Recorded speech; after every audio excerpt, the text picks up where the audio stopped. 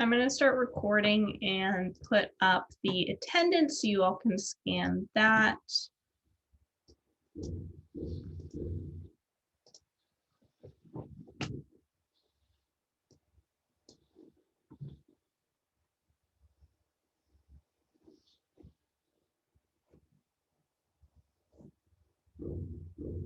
And just give me a thumbs up when you guys are all good with the slide.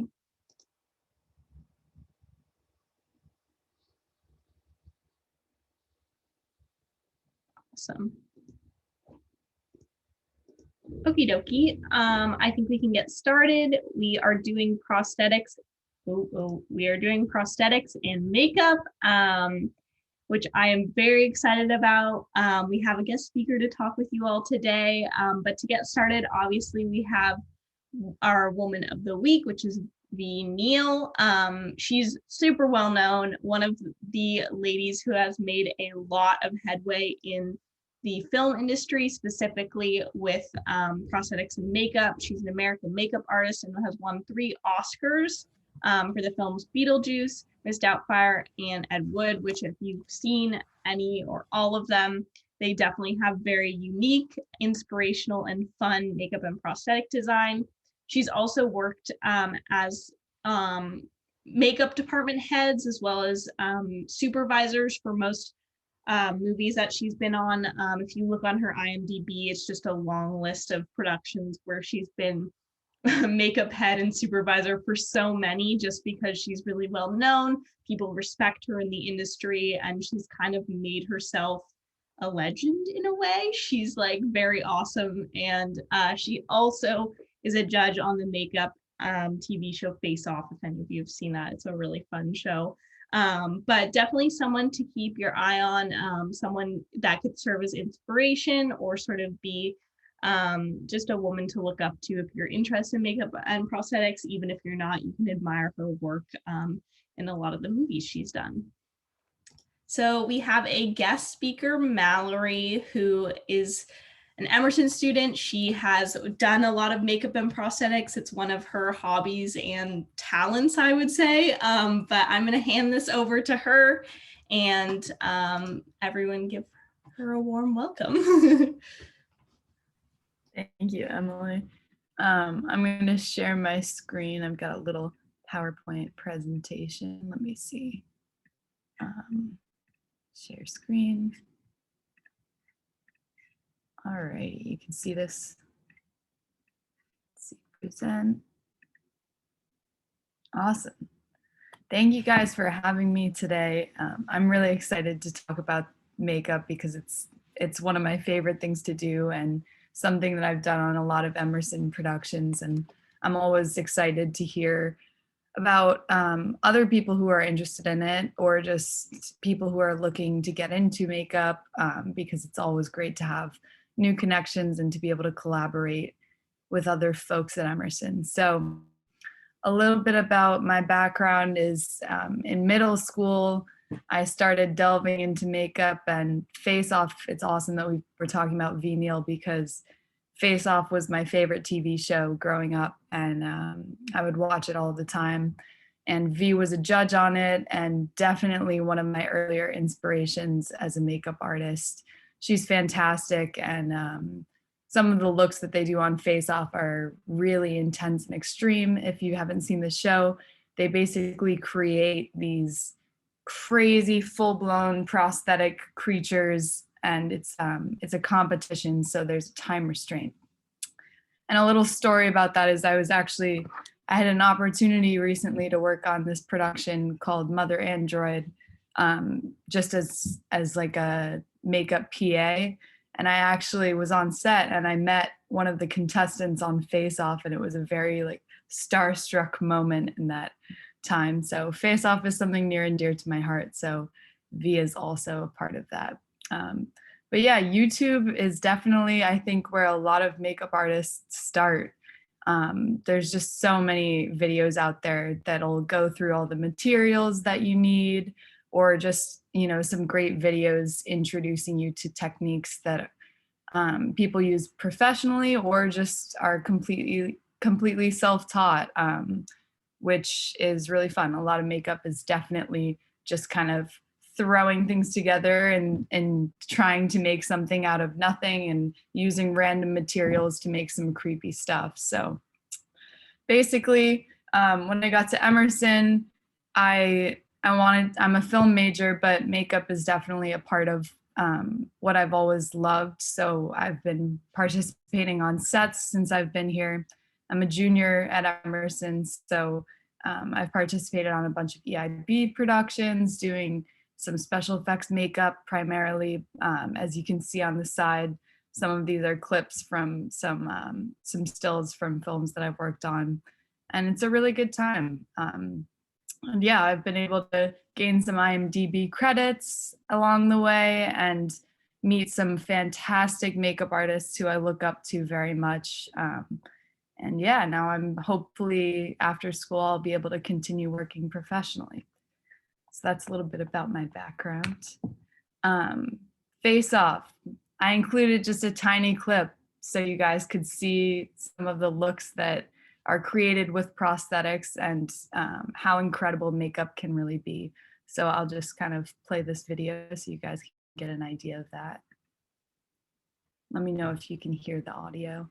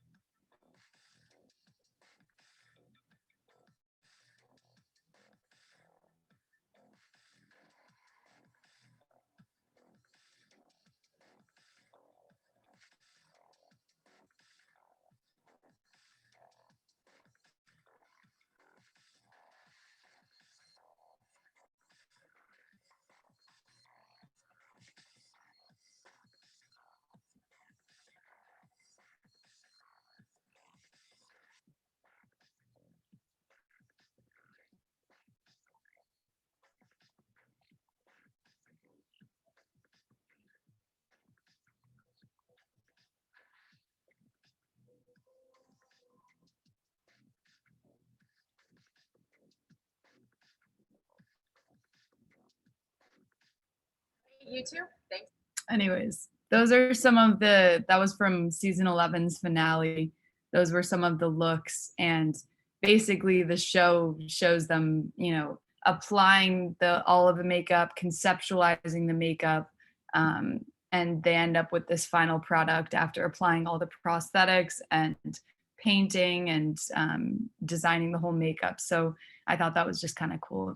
I could show you guys to get an idea of the extreme makeup looks that can be created with prosthetics. What? Let's see. Alrighty. So I kind of compiled just a list of what I think the best ways to become a successful makeup artist are. So if you're interested in becoming a makeup artist, if you're kind of starting and you're self-taught and you're looking into kind of going further with it, definitely LinkedIn and making connections on LinkedIn is a great way to meet other makeup artists. Although working on set is definitely probably one of the best ways to meet other makeup artists, there are people who are active on LinkedIn. So if you just kind of look up makeup artists in the area or connect with other Emerson students who are makeup artists, that's a great place to start.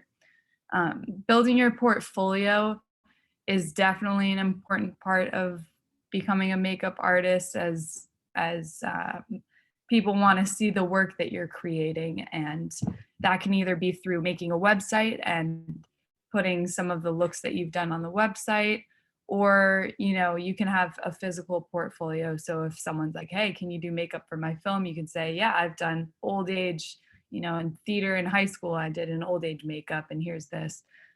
So definitely having some examples of your work is important. And then work on as many Emerson productions as you can, because there are a lot of student films that are in need of makeup artists. And I've found that it's actually a great opportunity to be a makeup artist at Emerson, because it's one of those things that's always on the list of positions being hired. So definitely work on as many productions as you can. Practice, that goes for anything, but definitely if you're at home and you're bored, I think makeup is a very meditative thing to do. And if you're interested in it, just keep doing it. Keep doing it, keep doing it, and you will definitely get better as time goes on. In terms of necessary supplies, that is definitely something that I've found is important in terms of working professionally. If you want to work on some film sets around Boston and you find some connections there, we can talk a little more. I put my number at the end and I can go into the specifics of some things that you might need for your kit. But building your kit and having a full makeup kit is important. Although some productions will provide materials for you or have a budget set aside, it's really nice to be a makeup artist that is just has their kit and is ready to be on set with all the supplies. And just continue to watch YouTube.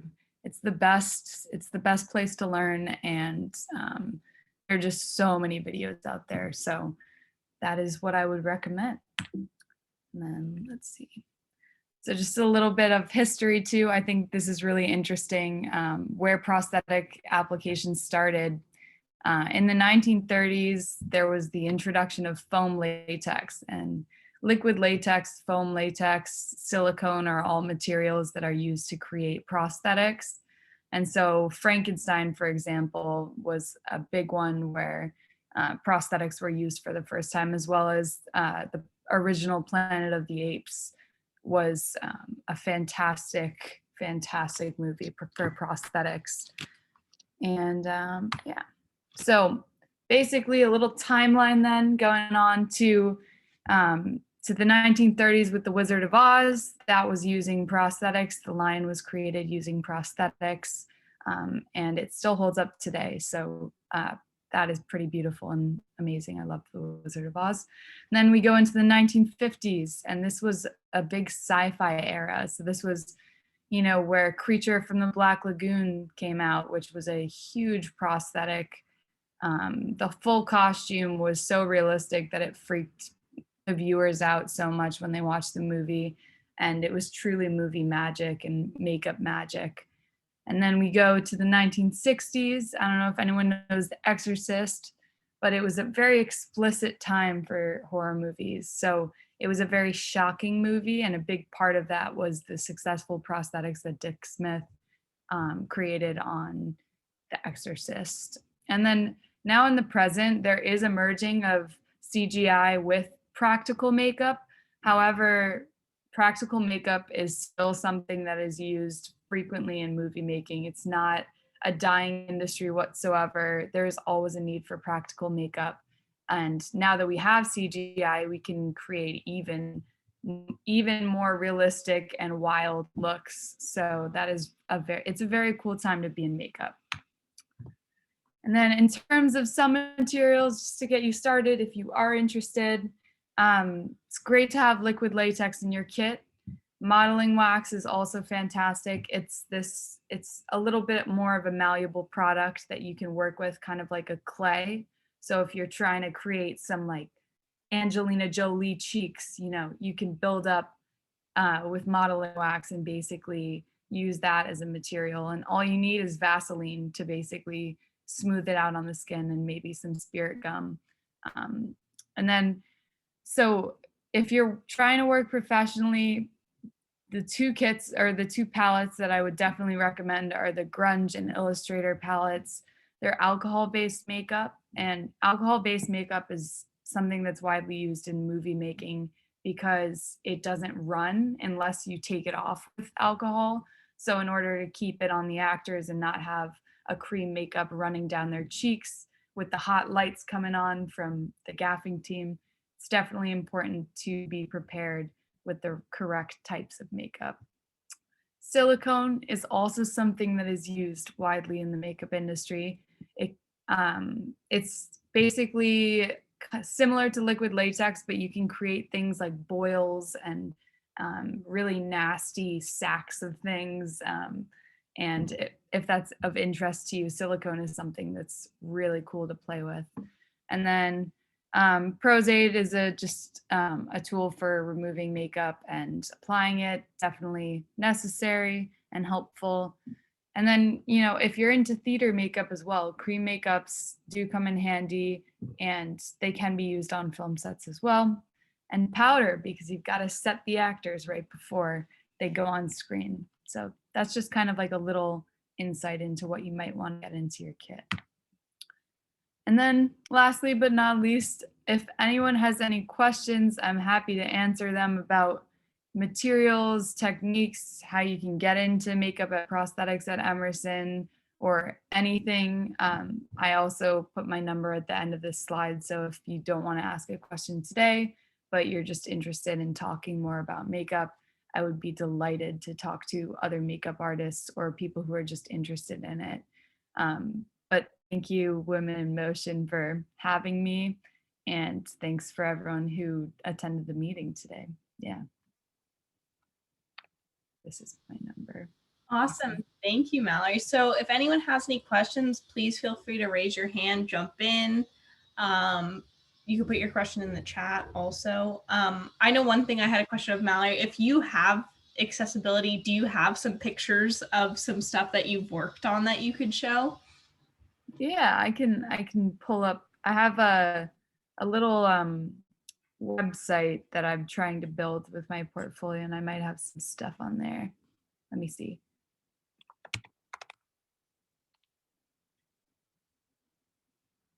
All right, let's see.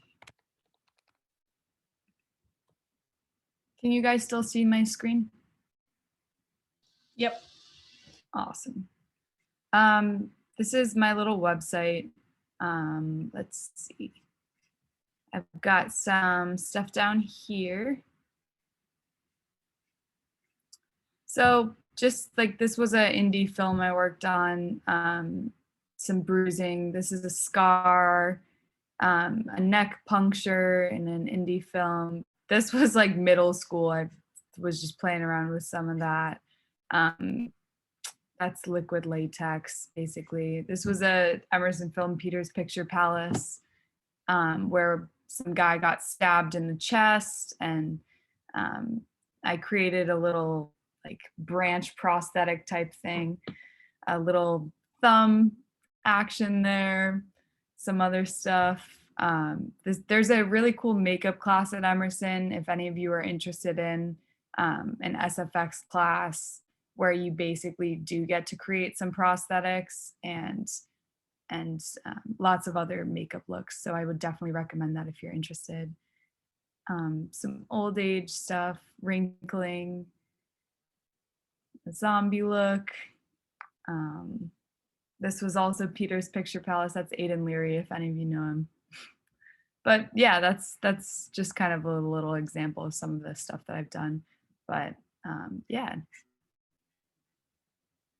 Cool. Awesome. That's great. Anyone have any other questions for Mallory? I mean, she's here. She's an amazing resource. If you have anything, I would recommend asking it now.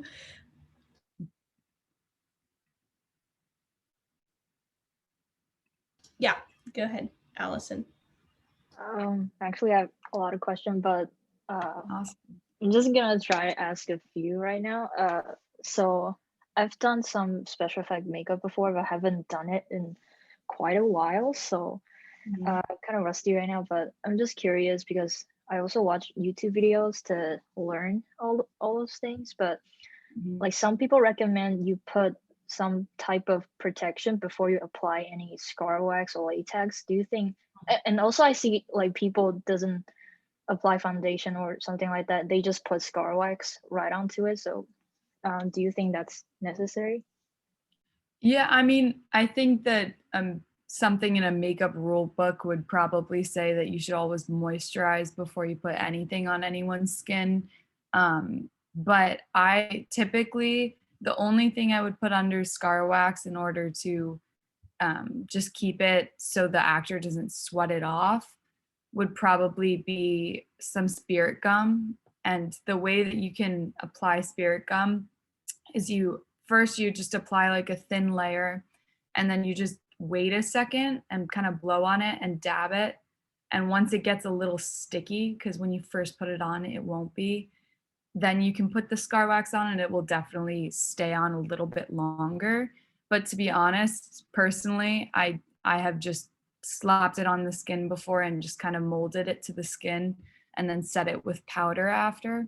So I would say it's totally up to you, but because maybe it'll work for you to put foundation on beforehand and after. But I typically stay away from using cream makeups on scar wax if I can, and try to stick to using alcohol-based makeup on it, just because it won't rub off and it just stays on there a little bit better. But that's a really good question, because to be honest, I have done both, putting on like something beforehand and not, and both work. It's just a matter of how long the actor is going to be under the lights, or how long they're going to have it on their skin. Also, I have two questions. Sure, So for like sure. another one is like for prosthetic, like I know like in the professional set they have the mold of other people's faces, but like that's like really professional, a lot of work. You probably can't do it by yourself. So I thought I saw it before, like they use clay to mold out maybe a rough shape of your nose and then sculpt it and Mhm. then make a mold out of it. Do you think that's possible to do by ourselves? And like, is that something that Emerson have resources on that? Yeah, for sure. Prosthetics are something that are definitely difficult to make yourself at Emerson, just because we only have that one class. However, there are techniques where you can get clay, make a mold like you're describing, and if you buy silicone or liquid latex, you can set it in. If you create like that mold of the nose with clay, I bet you could just use air dry clay. To be honest, I haven't actually tried with air dry clay, but I'm curious, and I will probably try at some point soon. But you could definitely do it at home, and I bet um, if you buy silicone, I think that you would be able to pour the silicone into the mold after you set it.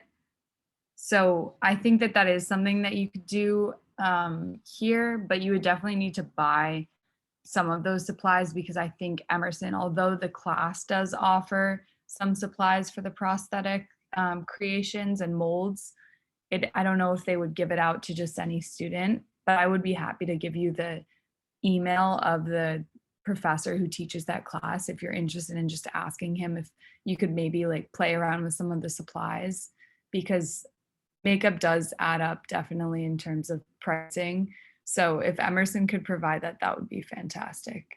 Yeah. Yeah, so thank you for that. And one last question for now. Because I know like the alcohol-based palette, it requires, I remember 95% alcohol. And like some people's face are really sensitive to alcohol and also latex. So have you ever run into that kind of problem, and how do you solve it? Definitely. My go-to in terms of if someone's allergic to latex is to just use scar wax. There are versions of liquid latex out there that aren't with latex, and are for people with sensitive skin.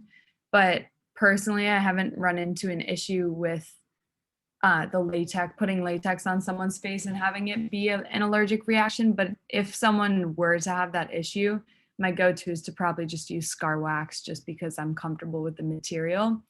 And in terms of like the alcohol near the eyes and around people's face, it definitely is something that you have to, before you apply it to someone's face, you have to say, hey, this alcohol might be a little bit irritating to your eyes. Just let me know if it's going to be, or if it feels weird or anything.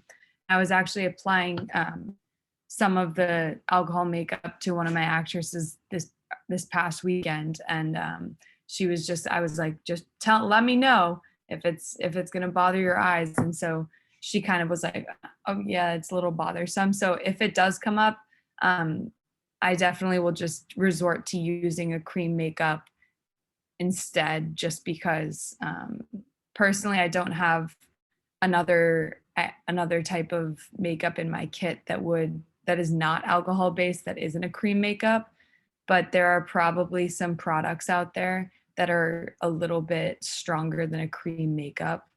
I can look into that. I dropped my number. Definitely text me, because like we can chat more about it and try and figure out solutions.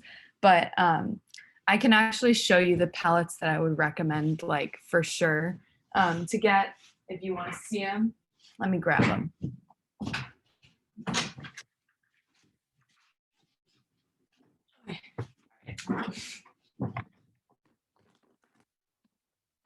But the most important thing is just to continue to communicate with whoever you're applying the makeup to. And if they're uncomfortable, figuring out just kind of some sort of solution in the moment. So.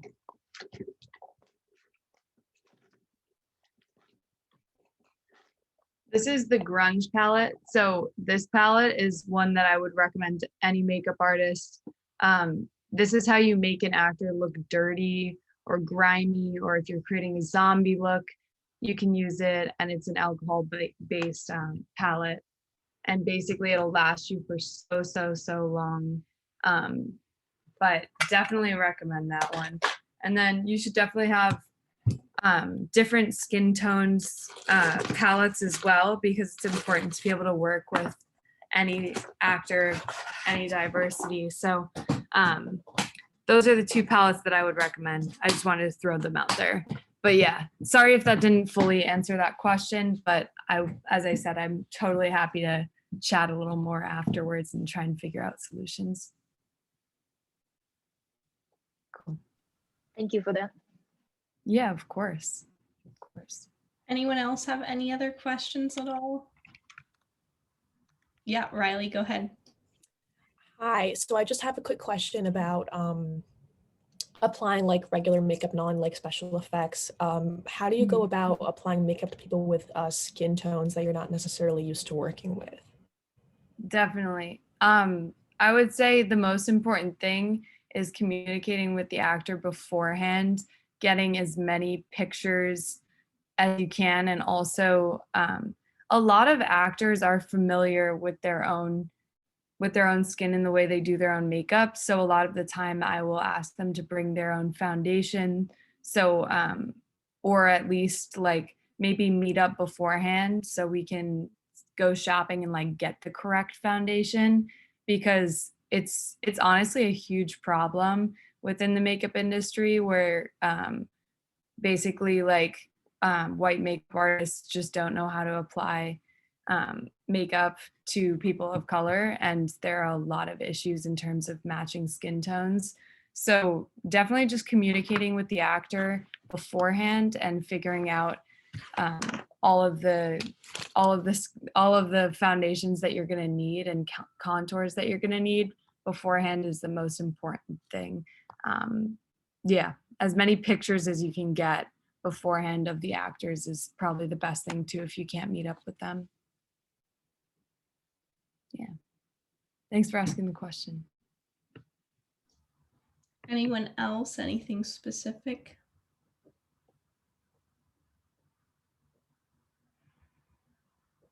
I know I had a question for you, Mallory. Where do you buy these things? Is there a specific shop online, or do you go in store? Where do you buy all these cool things for your kit? Yeah, so it's a mixture of a bunch of places, to be honest. And a lot of it comes from just recommendations from makeup artists that I've worked with in the past. So I can, to be honest, I probably have the website that I bought these grunge palettes from somewhere, but definitely you can just, if you look them up online, it'll pop up with a bunch of different distributors. So you can buy it from a variety of places. I'm a bad makeup artist in the way that I really have never been to Sephora, which probably sounds crazy just because I feel like makeup and Sephora just go together. But I'm sure there are some supplies that you can find there. But in terms of the special effects stuff, there are some local places. I know that there's some Boston-based makeup artist who has his own shop that sells things. and they have student discounts. So I'll try to find that website and that link, and I can send it to you so you can send it out to everyone as well. Awesome. Great, thank you. Anyone Totally. else? Any other questions? Go ahead, Julia. Hello. So when it comes to like, if there really aren't that many special effects, or if there's really not much SFX makeup to be done, do you ever just tell the actors to like come prepared with their own regular routine makeup? Yeah, definitely. There are some people who are comfortable doing it themselves beforehand, and I think the most important thing is to say, "Hey, can you send me a picture of you and your makeup just day to day so I can see what it looks like?" Because it's important to do that, because some people, although they might think they know how to apply makeup, it might be a little rocky or not exactly what you're looking for. So I've definitely asked people to apply foundation before, if they show like they know how to apply their foundation well. Um, Especially with COVID right now, it's tough for makeup artists, you know. So I would say, yeah, it's a case to case scenario. If you think that it would be beneficial to have them come in their base foundation and you can just work right off of that, that's great. But then other times you might not want them to be wearing anything because you're going to be applying a prosthetic. So it's important to communicate and let them know whether if you're applying something that's going to need them to not be wearing foundation, tell them that, or vice versa. But I have definitely asked actors to come like full face makeup because they can do it themselves. So sometimes, yes. Yeah. Cool. Thanks Thank for you. the question. Yeah, for sure. Another thing that I wanted you to touch on a little bit, Mallory, is maybe like the communication and collaboration you have between different department heads. Do you talk to the DP? Do you talk to the director? Do you talk to the producers? Are you part of the production design team? Like, where do you fit in on set, and who do you have to talk to? Totally. Yeah. So makeup would fall under PD, I would say. I've worked closely with production designers before, and art team members sometimes will pipe in, but usually I will speak directly to the director, and then I'll start talking with the production designer. But typically the director has the vision in mind of what they want the makeup to look like or the effect to look like. So that's primarily where I'll start when I'm brought on a project. The director will meet with me and we'll chat a little bit about what they're looking for, and then they'll refer me to the production designer. However, on some of the more professional sets I've worked on, I worked as a makeup PA on Castle Rock, and there was a head makeup artist, there was like a second tier makeup artist, and then a bunch of other makeup artists, and then me as the makeup PA. And it was like I had spoken with the head makeup artist, but then on set I was just going directly to the other makeup artists and just collaborating with them and figuring out what we can do in terms of the look. And if we had any questions, we would ask the head makeup artist. But on Emerson film sets, it's definitely more of a position where I'd say you're kind of solo. And when you show up to set, you know, even though you may have collaborated with the production designer a little bit, it's like you're on your own there. And if you have any questions in terms of the looks, you might go to a producer or a director and just be like, I just want to clarify, this is what you're looking for. But otherwise, in terms of communication and collaboration, I would say the primary collaboration is between you and the actors, and making sure they're comfortable with all the supplies you're using and that they're bringing all the supplies they need to bring so you can create the look you need to create. So it's kind of like you're all over the place and talking to everyone, but sometimes the DP will have an opinion about how they want it to look, but I would say the director is primarily the person to talk to. Yeah. Cool. Thank you for that question. Anyone else have anything they'd love to ask? or if you already asked something, you can ask another question.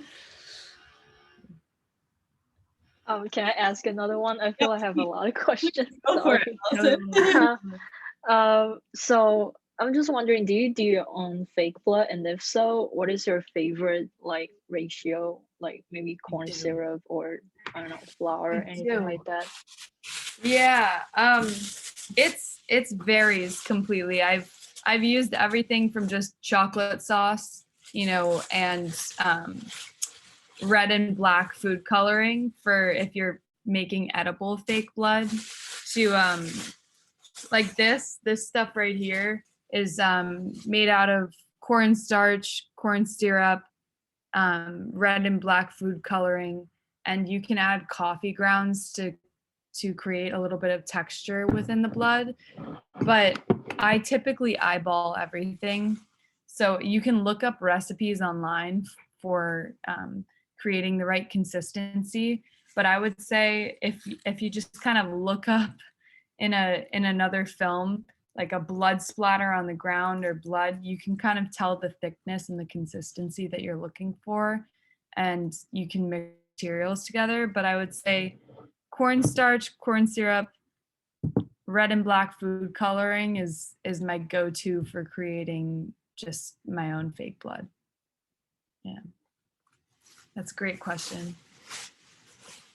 And it's pretty cheap, which is nice to create a lot of blood. Yeah, does anybody else have a question? What's the most common prosthetic that people ask you to make? I feel like at Emerson, the most common prosthetic is just kind of like using latex in a way that's like, you know, there's a big gash or wound, or people are like, for example, on the other set I was working on last weekend, we had someone pulling their skin off. So more so wound based things. I wouldn't say there's just like one, like an eyeball prosthetic or like a nose piece or something. I haven't worked on anything fantasy, but I bet if you were working on a fantasy film, they might be looking for more prosthetics that are like facial enhancement prosthetics, where you might be putting some foam latex pieces on their forehead, eyebrow area, and possibly the cheekbones, maybe an extended chin. But yeah, no, I haven't had the opportunity to work on a fantasy one yet. So it's typically just wounds and bludgeons and bruises. Yeah. Maybe we should all pitch a fantasy thing. So Mallory, you can do that. That would be sick. That would be awesome. Cool. Anyone else? Any other questions at all? I did drop my number in the chat, so please do feel free to reach out if you want to collaborate, have any questions, or just want to chat about life. I would also be down to do that. So thank you for having me though. And yeah, I don't think anyone else had a question, but if you do, please do feel free to reach out. Yeah, thank you so much, Mallory. We really appreciate you coming. It's always nice to have someone else who is like knowledgeable on the subject rather than us trying to be like, we kind of know what we're talking about. So I really appreciate you coming. I know everyone here always enjoys having guest speakers, especially Emerson guest speakers who we can see around campus and talk to. But thank you so much. I really appreciate all of your knowledge and wisdom, and round of applause to you. Thank you so much. Absolutely. So I'm just going to share my screen with our last few upcoming events that we usually do, just so everyone knows what's going on.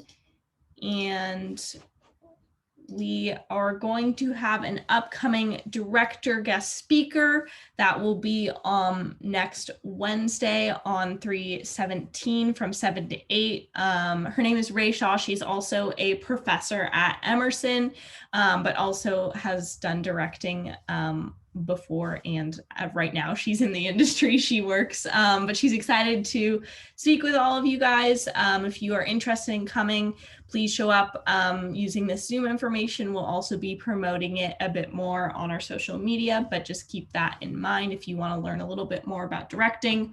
Also, it goes hand in hand with our next meeting, which will be about directing. Then we also have an event promotion. I know we put this up here last week for Women in Film and Video of New England. They specifically have an event coming up. It's a little mini film festival that if you use this QR code right here on their calendar, you can check that out. They still are doing the $5 discount for us in terms of if you want a membership with them. I would really recommend it just because it's a great way to connect with women in film, specifically in New England.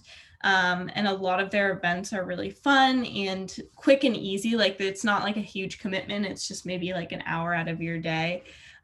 So if any of you want to scan those, please do.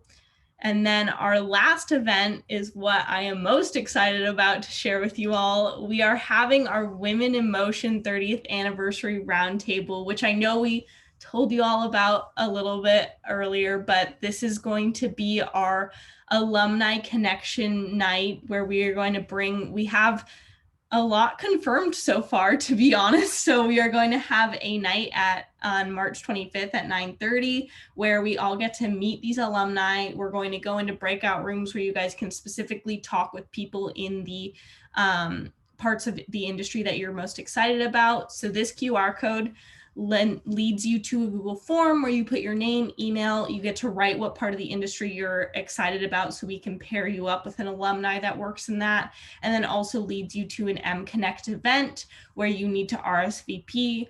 We're trying to get a lot of people to come to this event. We're trying to also keep it within Women in Motion, so we will be promoting this a lot, but we really would recommend this is something that you should 100% come to, just because this is a time where you get to make real industry connections, like for free. We are handing you this opportunity to get people's numbers, emails, make yourself well known, because a lot of these women know what it's like because they've gone to Emerson. They know how to get to the top and they know the challenges that you go through as a woman, and they specifically want to mentor Emerson students. They are coming to us because they want to connect with Emerson students. So if you guys can make it, I think it would be an amazing opportunity. I'm excited because I want to have connections for when I move out to LA and I can be like, hire me. Remember when I was at this meeting? You know, that sort of thing. It's also a fun celebratory event for Women's History Month, as well as for the Women in Motion 30th anniversary. So it's going to be kind of just a fun night. We also may have some prizes, may have some merch, you never know. It's like a fun little event. So I would 100% recommend signing the Google form. And once you do an RSVP, we will then send out the Zoom information to you. We're also trying to promote it outside Women in Motion. We do want to keep it mostly a Women in Motion centered event, but if you have anyone you know that would want to come to the event, please share this with them as well. We're trying to open it up and just have a space where people will feel comfortable talking with alumni and also make connections. So that is something we are going to be promoting a lot for the next few weeks, but keep it on your radar. Don't forget about it. Mark it on your calendar because I'm very excited and I think you all should be as well. I'm going to go back to the attendance slide just in case you guys missed it to scan your QR code.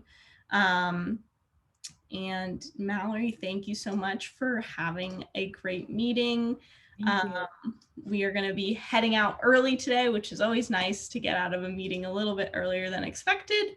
But if anyone has any questions, please feel free to stick around. Otherwise, thank you so much. Bye, guys. Thank you. Bye.